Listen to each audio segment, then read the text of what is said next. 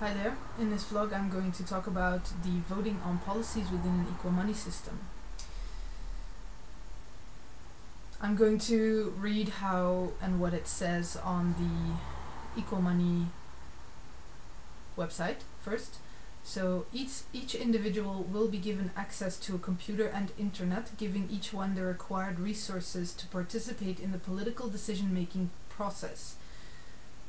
In terms of the voting, it's not as much as a voting system as it is that you are agreeing that the way the particular policy has been put together and the outcome are in fact best for all.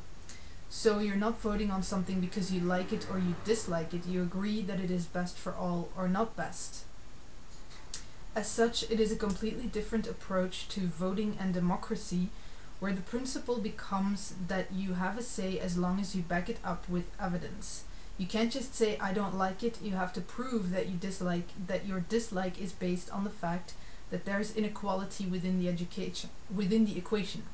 So here, this is actually a very interesting point, and it's something that we are currently missing within our approach in political decision making, where the voters, as well as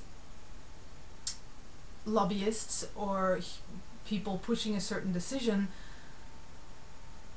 tend to simply vote in terms of yes or no without any form of real explanation backing it up with regards to their particular choice.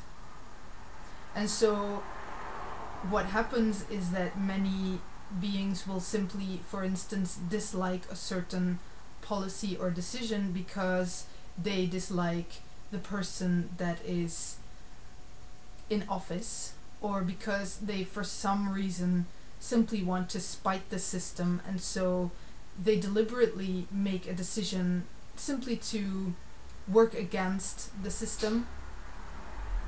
And so what happens is that the reasons for why we make decisions happen in our head, in our mind, where no one else can see it. And in this, we basically abuse our power that we have in the global system of democracy, where decisions are then eventually made that are in fact not best for all beings on Earth. Because there is no real insight in how we as voters place our vote, nor in the actual decisions that are being made by the decision makers, by those in office, because there's never really a very clear or detailed expansion on the consequences of such decisions, of how everything really functions, and the consequences of our own personal vote within the system. And so we tend to just vote on feeling. For instance, in America, you can see this very clearly in how the people running for presidency use feeling and emotion in their campaign to win over the public.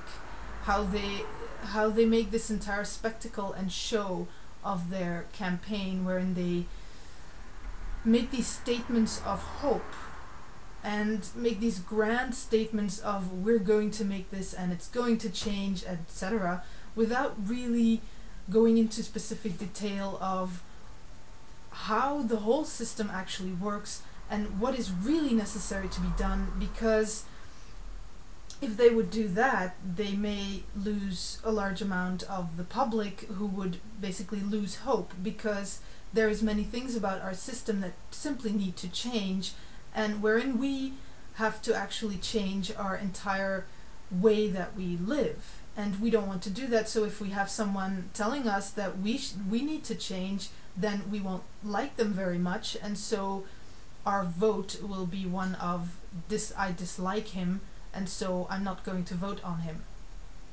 And so what happens is that we simply continue living based on feelings and emotions without considering the consequences of our decisions that are being put into place by our presidents and leaders within our own lives and within this whole world. And so within the equal money system, this point will be implemented where every vote, every decision must be backed up with actual explanation and evidence of where our decision comes from. So if we, for instance, were to vote or were to reject a certain policy, then we should be able to back up our decision with actual proof and evidence of why it is that we do not want this policy to be implemented in the system. And as I said, this is where currently no one is being questioned in this. We just simply are able to say yes or no based on our personal likes and dislikes without giving any explanation for why the hell we're making such a decision. And so we get to keep all our personal internal fears and desires all to ourselves, where no one actually sees the real reason behind our personal choice. Whereas in the equal money system, you will be asked about your motivation in giving such an answer and in giving such a vote, which will have results and which will have a direct impact in the entire system, because you are part of the system, and thus your vote contributes to the system eventually and to the decisions that will be made in the system. And thus it is very crucial that each and every citizen actually makes a decision based on common sense and based on real insight in how reality works, and not based on a personal experience of some fear or desire or spiteful thought or idea, which doesn't necessarily have anything to do with reality or what is actually best for all beings in society, but which is always self-interested, which is always selfish. And so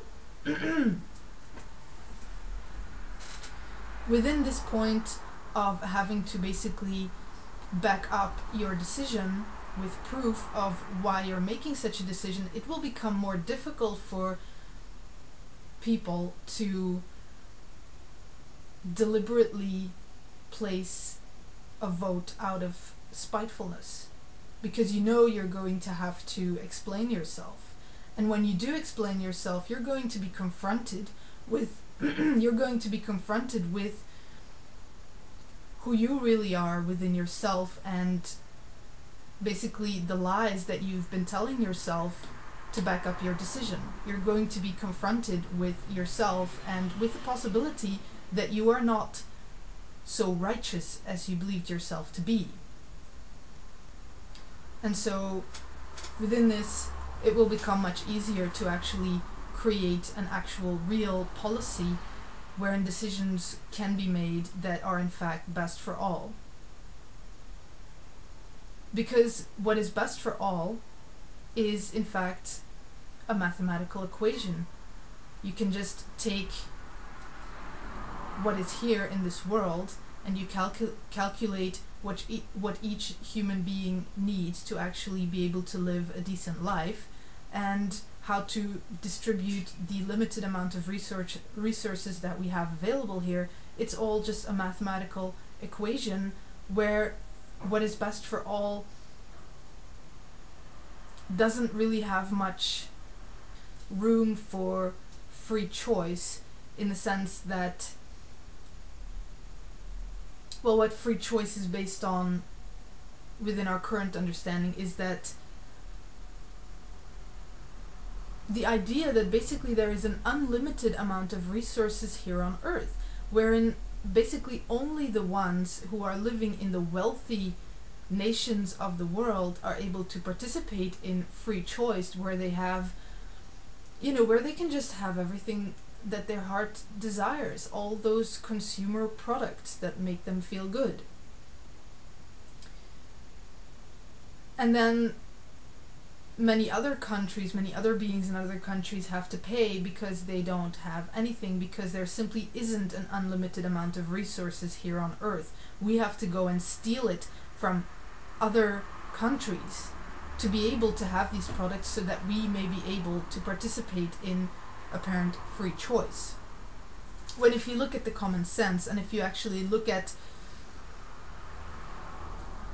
what is best for all, meaning making sure that each and every living being on this earth can actually live a decent life, then we'd have to face the fact that there isn't a limited amount of resources, and that we cannot just do what we want, and we can't just have what we want.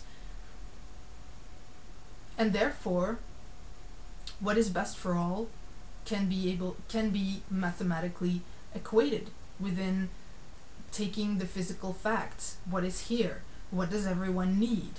How do we distribute that? What is really necessary for each and every human being to live a decent life? And so it can be proven to everyone what is in fact best for all.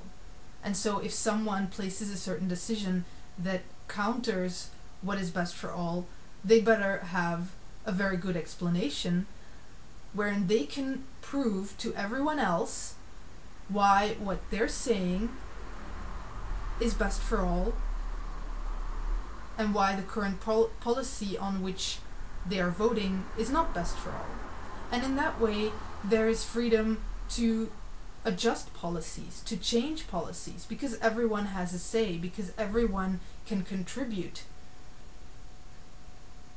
And so this is a really cool aspect.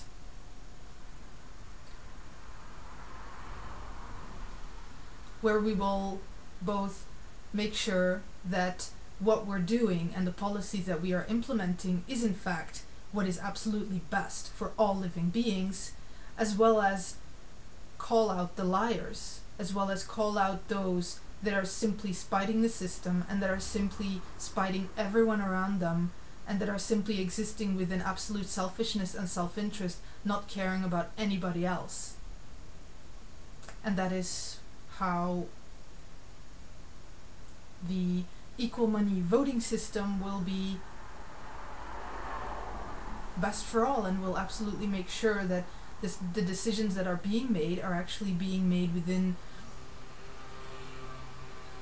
perfection, within a perfect insight in what is best for all, through the contribution of all citizens.